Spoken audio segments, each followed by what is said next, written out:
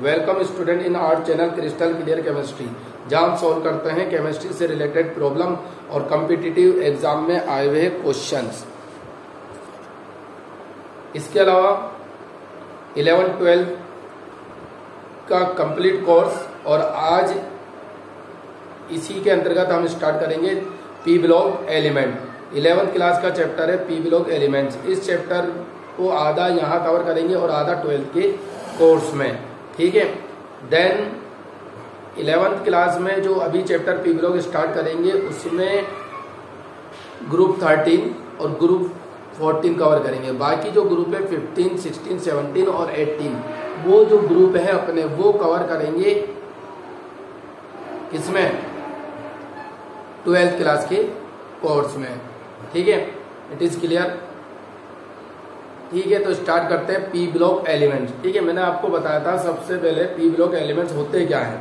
What is P block elements, अपन कैसे define कर सकते हैं। आवर्त सारणी में उपस्थित वह तत्व, आवर्त सारणी में उपस्थित वह तत्व जिनमें आने वाला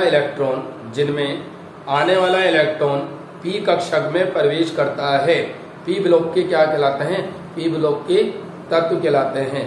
if last electron of any atom enter in p orbital then it is called p block elements.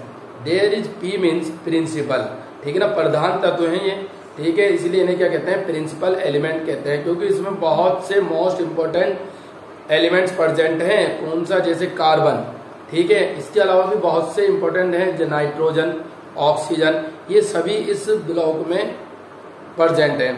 तो पहले अपन पी ब्लॉक को पूरा यहाँ बनाएंगे, उनका एटॉमिक नंबर देखेंगे, फिर उसके बाद एक एक ग्रुप की जो है प्रॉपर्टीज वो अपन सॉल्व करेंगे, ठीक है। तो देखिए पी ब्लॉक एलिमेंट्स में कौन कौन से ग्रुप आते हैं।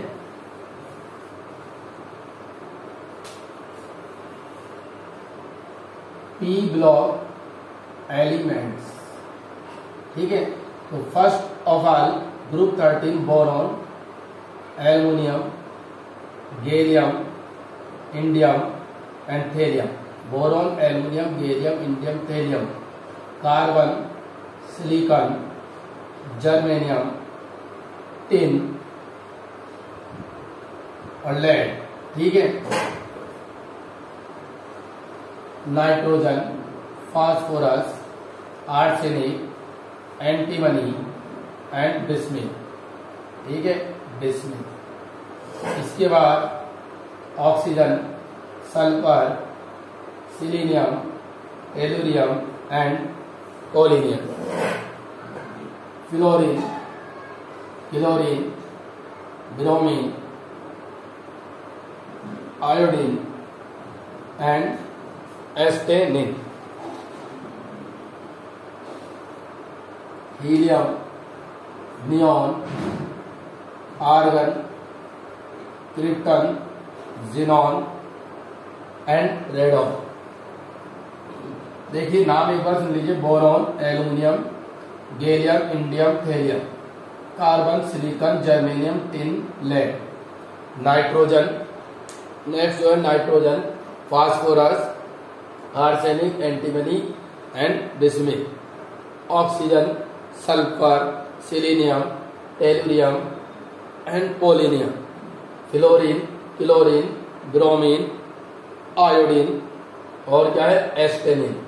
Helium, neon, argon, krypton, xenon, radon, ठीक है। इससे पी ब्लॉक को एक बार आप नोट कर लीजिए, ठीक है।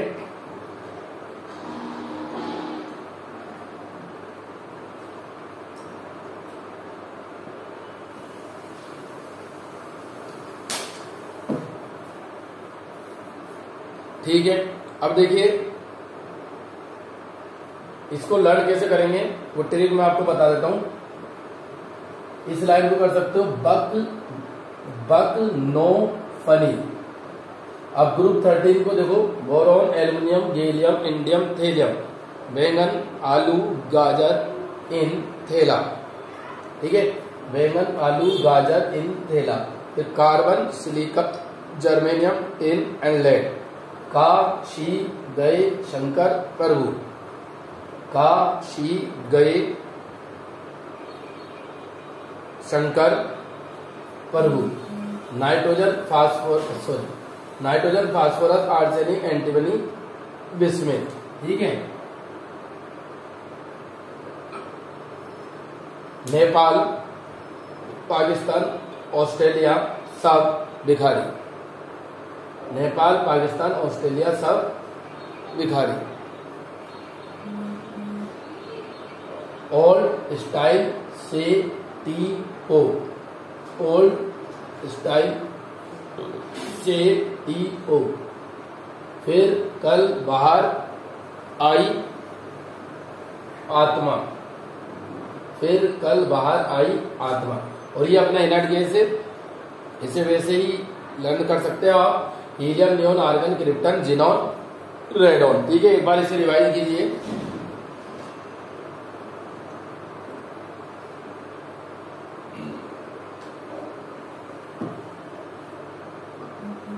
अब देखिए एटॉमिक नंबर,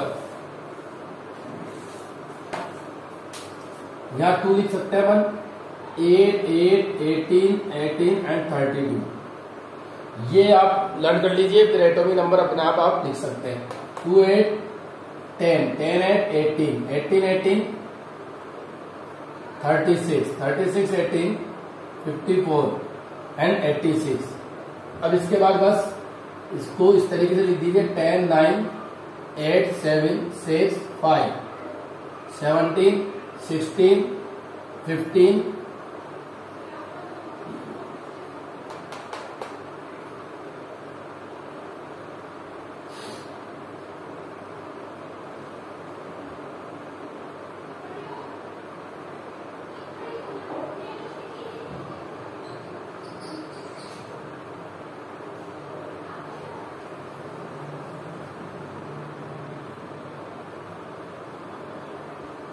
ठीक है।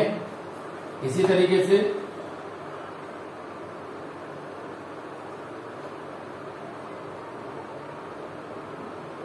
ये अपना पी ब्लॉक का जो एटॉमिक नंबर है वो क्या हो गया है, कंप्लीट हो गया है।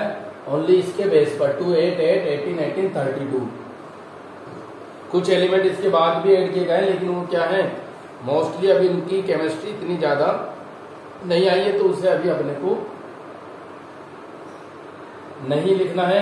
जैसे एस ब्लॉक में मैं आपको उनके सिंबल बता चुका हूं। ठीक है, फिर भी अभी जो 12 और 13 है उसके जो सिंबल होंगे, जो न्यूली फॉर्म जो है डिस्कवर्ड जो एलिमेंट है, उनके सिंबल मैं आपको बता दूंगा। तो ये क्या हो गया, पी ब्लॉक अपना हो गया। ठीक है ना। अब इसका एटॉमिक नंबर अपन ने लिख लिया। इलेक्ट्रॉनिक कॉन्फ़िगरेशन कैसे लिखेंगे, ये होता है helium 2p1, 1s2 2s2 2p1। तो हीलियम के बाद नियोन क्या लिख सकते हैं, 3p1। नियोन के बाद आर्गन 4p1। आर्गन के बाद क्रिप्टॉन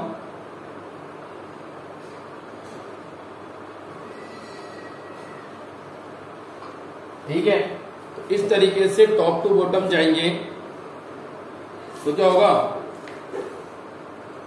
इसका इलेक्ट्रॉनिक कॉन्फ़िगरेशन में नंबर ऑफ शेल क्या होते जाएंगे, इंक्रीज होते जाएंगे। ठीक है। आउटर मोस्ट शेल का लिख रहे हैं अभी, जिनॉन और 6p1। इनर जो शेल है वो कंप्लीटली फिर इसमें होगा। ठीक है। अब लेफ्ट टू राइट मूव करेंगे तो ओनली क्या हो जाएगा, नंबर ऑफ इलेक्ट्रॉन इंक्रीज हो जाएंगे। 2p2 helium, 2p3 helium, 2p4 helium. Fluorine का कैसे लिखेंगे, 2p5। ठीक है। और इसके बाद ये हीलियम, नियोन के लिए 2p6 इलेक्ट्रॉनिक कॉन्फ़िगरेशन लिखेंगे। ठीक है। इस तरीके से हमने देखा कि इलेक्ट्रॉनिक कॉन्फ़िगरेशन जो आउटर मोस्ट शेल का इलेक्ट्रॉनिक कॉन्फ़िगरेशन है वो आप इजीली लिख सकते हैं। ठीक है। और आउटर मोस्ट शेल का जब भी इलेक्ट्रॉनिक कॉन्फ़िगरेशन लिखना है, टॉप टू बॉटम जाएंगे तो नंबर ऑफ शेल इंक्रीज करेंगे। लेफ्ट टू राइट जाएंगे तो नंबर ऑफ शेल इंक्रीज नहीं होते, ओनली नंबर ऑफ इलेक्ट्रॉन क्या होते हैं उसमें इंक्रीज होते हैं। अब बात करते हैं इसके इलेक्ट्रॉनिक कॉन्फ़िगरेशन की। जैसे ग्रुप 13 है या पूरा पी ब्लॉक है, उसका कॉमन इलेक्ट्रॉनिक कॉन्फ़िगरेशन कैसे लिखेंगे, ठीक है। तो common electronic configuration of P block elements, ठीक है। ओवरऑल जो इलेक्ट्रॉनिक कॉन्फ़िगरेशन है पी ब्लॉक का वो कैसे लिखेंगे, वो लिखेंगे NS2NP126, कैसे लिखेंगे NS2NP126। और ग्रुप 13 का जो होगा इलेक्ट्रॉनिक कॉन्फ़िगरेशन वो होगा NS2NP1, ठीक है, NS2NP1 ग्रुप 13 का NS2NP1। ग्रुप 14 का हो जाएगा NS2NP2, ग्रुप 15 का NS2NP3। इसी तरीके से सिंपल है बिल्कुल।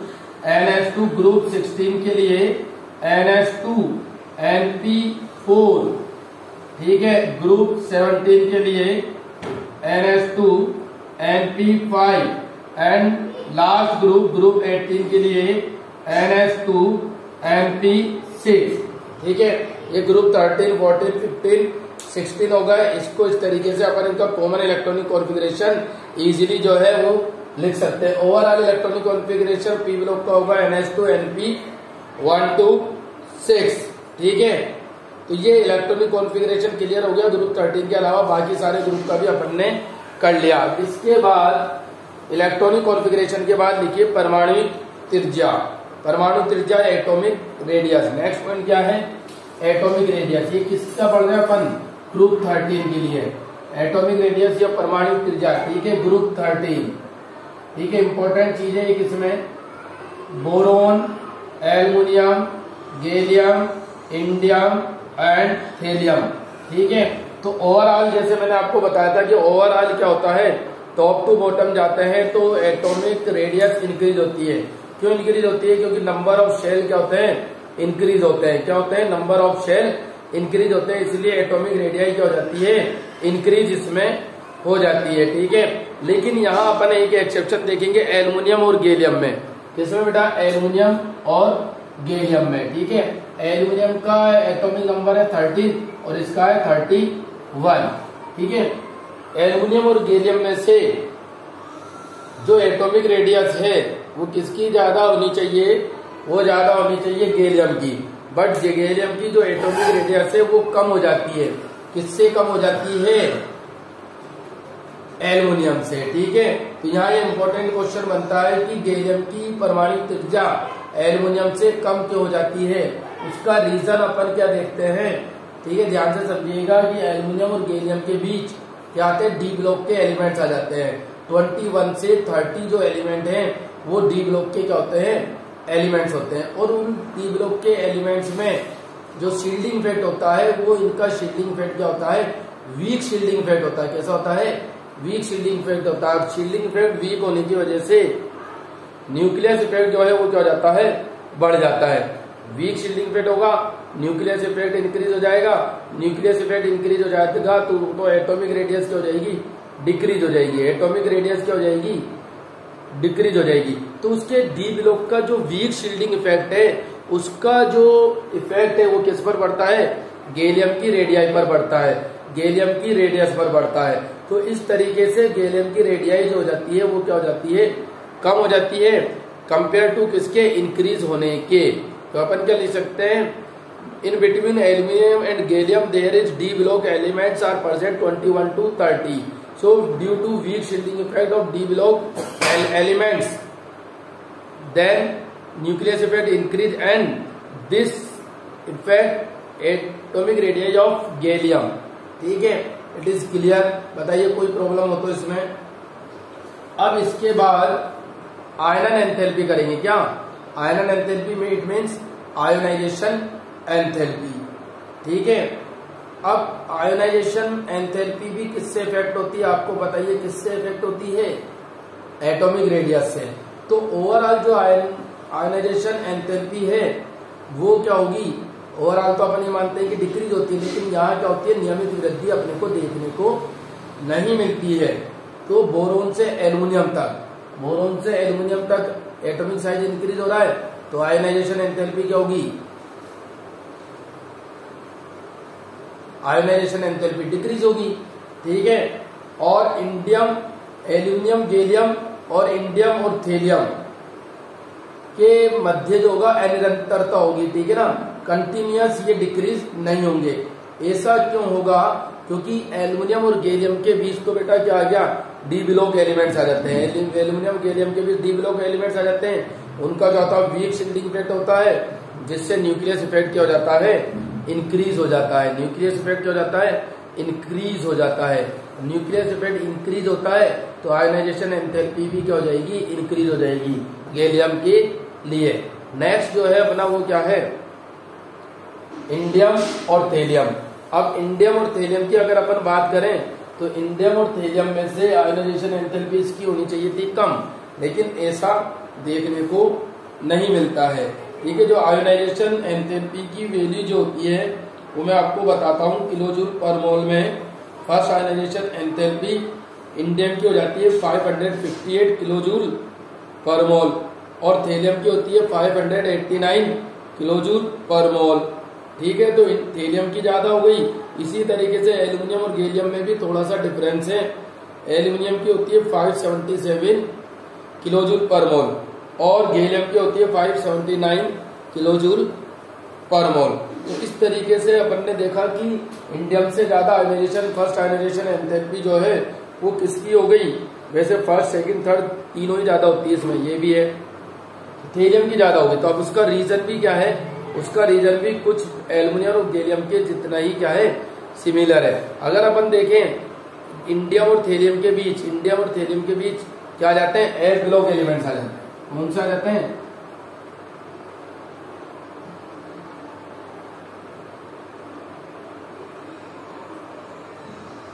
ठीक है। तो एफ ब्लॉक जो एलिमेंट हैं उनका शील्डिंग इफेक्ट क्या होता है, डी ब्लॉक एलिमेंट से भी बहुत कम होता है, वीक शील्डिंग इफेक्ट होता है एफ ब्लॉक एलिमेंट्स का। ठीक है, ऐसा क्यों होता है, उसके दो रीजन है। इसकी क्या, एक तो शेप ही कुछ स्पेशल होता है जिससे इसका शील्डिंग इफेक्ट स्ट्रॉन्ग नहीं हो पाता। दूसरी बात, अगर अपन बात करें, ये डी ब्लॉक का एलिमेंट मान लिया, एलिमेंट का एटम, ये इलेक्ट्रॉन यहाँ प्रेजेंट होते हैं ऑलरेडी, अंदर वाले इलेक्ट्रॉन यहाँ फिल होगा। ठीक है, ये डी ब्लॉक में। और अगर एफ ब्लॉक की बात करें,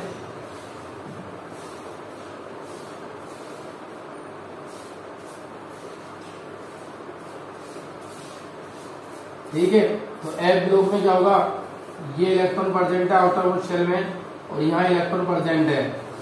ठीक है, इनर शेल में दो छोड़कर आता है ना, n-2 है। ठीक है, तो यहां देखिए ध्यान से, अब जो डिस्टेंस है, देखिए इलेक्ट्रॉन इलेक्ट्रॉन के बीच की ये डिस्टेंस है डी ब्लॉक एटम में, एलिमेंट के एटम में, और इसके बीच की डिस्टेंस ये है। ठीक है, एफ ब्लॉक में, इसमें एफ ब्लॉक एलिमेंट। ठीक है, ये बताइए किसमें डिस्टेंस जो है वो ज्यादा है। तो आप देखेंगे इन इलेक्ट्रॉन के बीच की डिस्टेंस क्या है, ज्यादा है। तो इन इलेक्ट्रॉन के बीच की डिस्टेंस ज्यादा है, इसका मतलब इनका रिपल्शन क्या होगा, इनका रिपल्शन बेटा क्या होगा, इनका रिपल्शन होगा कम। और रिपल्शन अगर इनका कम होगा तो इट मीन्स दैट जो शील्डिंग इफेक्ट है वो भी एफ ब्लॉक का क्या हो जाएगा, कम हो जाएगा, वीक हो जाएगा शील्डिंग इफेक्ट। ठीक है, और इनके बीच की डिस्टेंस क्या कम, तो रिपल्शन क्या होगा, ज्यादा होगा। तो इनका शील्डिंग इफेक्ट डी ब्लॉक का वैसे तो वीक ही होता है, लेकिन कंपेयर टू एफ ब्लॉक क्या होगा, स्ट्रॉन्ग होगा। तो एफ ब्लॉक का जो शील्डिंग इफेक्ट है वो तो डी ब्लॉक से भी क्या हो गया, कम हो गया। ठीक है, डी एफ ब्लॉक का शील्डिंग इफेक्ट किससे कम हो गया, डी ब्लॉक से भी कम हो गया। तो शील्डिंग इफेक्ट वीक हो गया, देन क्या होगा, न्यूक्लियस इफेक्ट जो है वो न्यूक्लियस इफेक्ट क्या हो जाएगा, इंक्रीज हो जाएगा। न्यूक्लियस इफेक्ट इंक्रीज होगा तो एटॉमिक रेडियस क्या होगी, डिक्रीज होगी। तो आप देखते ही हैं लेंथेनाइड कॉन्ट्रैक्शन क्या होता है कि जब लेंथेनाइड सीरीज में अपन लेफ्ट टू राइट मूव करते हैं तो लेंथेनाइड क्या हो जाता है, कॉन्ट्रैक्शन हो जाता है, एटॉमिक रेडियस क्या होती जाती है, कम होती जाती है। ठीक है ना, क्लियर है। तो एटॉमिक रेडियस क्या होगी, कम होती जाएगी, तो आयोनाइजेशन एंथैल्पी क्या हो जाएगी, बढ़ जाएगी due to increase in nucleus effect. तो इसलिए इंडियम और थेलियम में से इसकी थेलियम की आयोनाइजेशन एंथैल्पी जो है वो क्या हो गई, ज्यादा हो गई। ठीक है, for remembering please note this.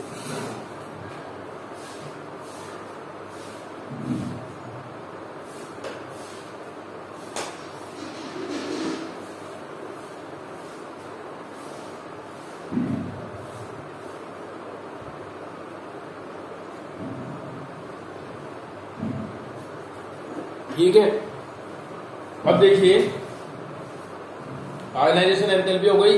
अब इलेक्ट्रॉन नेगेटिविटी। तो आयोनाइजेशन एंथैल्पी और एटॉमिक रेडियस में यही क्वेश्चन एक्सेप्शनली बनता है। कौन सा? एल्युमिनियम गैलियम और इंडियम थेलियम के बीच का। और उसका रीजन साफ है, एक मिनट आप ध्यान रखिए, वीक शील्डिंग इफेक्ट, जो मैंने आपको बता भी दिया है। ठीक है, एक लास्ट पॉइंट है इलेक्ट्रॉन नेगेटिविटी। इलेक्ट्रॉन नेगेटिविटी क्या होती है वो आप जानते हो कि किसी भी कोवलेंट बॉन्ड से बॉन्डेड अगर दो एटम है तो उस एटम में से किसी एक एटम की टेंडेंसी क्या होती है, इलेक्ट्रॉन को, कोवलेंट बॉन्ड के इलेक्ट्रॉन को अपनी ओर अट्रैक्ट करने की टेंडेंसी होती है। ठीक है, इस टेंडेंसी को ही क्या कहते हैं अपन? इलेक्ट्रॉन नेगेटिविटी कहते हैं। तो जो ग्रुप 13 है उसकी इलेक्ट्रॉन नेगेटिविटी कैसी होगी? तो अगर अपन बात करें ऊपर से नीचे जाने पर, तो इलेक्ट्रॉन नेगेटिविटी क्या होगी? ऊपर से नीचे जाने पर कम होगी। क्यों कम होगी? क्योंकि साइज क्या होगा? इंक्रीज होगा। आपको पता है इलेक्ट्रॉन नेगेटिविटी भी क्या होती है, अगर साइज कम होगा तो इलेक्ट्रॉन नेगेटिविटी इंक्रीज होगी, और अगर साइज बढ़ेगा तो इलेक्ट्रॉन नेगेटिविटी डिक्रीज होगी। ठीक है, तो टॉप टू बॉटम जाएंगे। ग्रुप 13 में atomic size increase, due to this electron negativity decrease. ठीक है, तो लेकिन इसमें भी क्या होता है? अनिरंतरता होती है। जैसे एटॉमिक साइज में थी इसी तरह बोरोन से एल्युमिनियम तक घटेगी, उसके बाद कोई निरंतर क्या होगा? इसमें आंशिक वृद्धि होती है। ठीक है ना। अब ऐसा क्या होता है, जो एटॉमिक साइज है उसमें क्या हो रही है? अनियमित वृद्धि के कारण ऐसा होगा। ठीक है, इट इज क्लियर। तो ये अपन ने आज कवर कर लिया जो अपना पी ब्लॉक है उसका ग्रुप 13 की कुछ प्रॉपर्टी, जैसे इलेक्ट्रॉनिक कॉन्फ़िगरेशन कर लिया, एटॉमिक रेडियस कर लिया, और आयोनाइजेशन एंथैल्पी कर ली, और इसके बाद इलेक्ट्रॉन नेगेटिविटी, ये पॉइंट अपन ने क्लियर कर लिए हैं। ठीक है, फिर उसके बाद अपन करेंगे physical property and chemical property of group 13 elements of P block. ठीक है, एल्युमिनियम गैलियम और इंडियम थेलियम पे यहाँ क्वेश्चन पुट होता है, वो आप ध्यान रखिएगा। तो बोरोन की अगर अपन बात करें फिजिकल प्रॉपर्टी के बेस पर, लिख लीजिए, हेडिंग तो डाल लीजिए, भौतिक प्रकृति फिजिकल प्रॉपर्टी। तो बोरोन क्या है? बोरोन अधात्विक तत्व है, नॉन एलिमेंट है। ठीक है ना। और ये कैसा होता है? ब्लैकिश होता है, ब्लैक रंग का होता है, और बहुत ज्यादा क्या होता है? रिजिड होता है, कठोर होता है। ठीक है, तो लिख लीजिए, non metal, black in colour and rigid in nature. ये इसके अपर रूप में भी मिलता है। एलोट्रॉप्स भी फॉर्म होते हैं इसके। Boron is also form allotropes. और इसकी जो संरचना होती है, जालक संरचना होती है, क्रिस्टल लैटिस जो होता है वो क्या होता है? नेटवर्क फॉर्म में होता है। ठीक है, और इसलिए इसका गलनांक और क्वथनांक क्या हो जाता है? गलनांक जो है वो असाधारण रूप से क्या होता है? उच्च होता है। तो लिख लीजिए हाई मेल्टिंग पॉइंट। बोरॉन के लिए लिखिए हाई मेल्टिंग पॉइंट। और गैलियम, गैलियम का गलनांक जो है, गैलियम का गलनांक बहुत ही कम होता है, मेल्टिंग पॉइंट लो। लिख लो गैलियम के लिए लो मेल्टिंग पॉइंट, वो कितना होता है? 303 केल्विन। ठीक है, 303 केल्विन होता है। और ये बताया जाता है कि गर्मियों के दिनों में ये क्या होता है? द्रव अवस्था में ही पाया जाता है, लिक्विड में ही पाया जाता है। ठीक है, और क्वथनांक जो है वो उच्च होता है इसका। ठीक है ना। क्वथनांक जो है, बॉइलिंग पॉइंट क्या होता है? हाई होता है, 2676 केल्विन इसका क्या होता है? क्वथनांक होता है, जो इसको उच्च ताप के मापन में भी काम में लिया जाता है। इतना हाई टेम्परेचर होता है कि इसके द्वारा अपन उच्च ताप को माप सकते हैं। ठीक है, तो ये अपना इस वीडियो में आज अपन इतना ही करेंगे। नेक्स्ट वीडियो में chemical property of group 13 elements, तो रासायनिक अभिक्रियाशीलता करेंगे ग्रुप 13 एलिमेंट्स की, जो अपना पी ब्लॉक चल रहा है। ठीक है, तो आप कंटिन्यू इस क्वेश्चन सोल्व करते रहिए। अब इसके पी ब्लॉक के क्वेश्चन सोल्व आपको करना है। उम्मीद करता हूँ अपने एस ब्लॉक के क्वेश्चन कंप्लीटली सोल्व कर लिए होंगे। मैक्सिमम क्वेश्चन आपने लगा लेंगे। इस वीडियो में इतना ही करेंगे, ठीक है। मिलते हैं नेक्स्ट वीडियो में। Thank you all of you.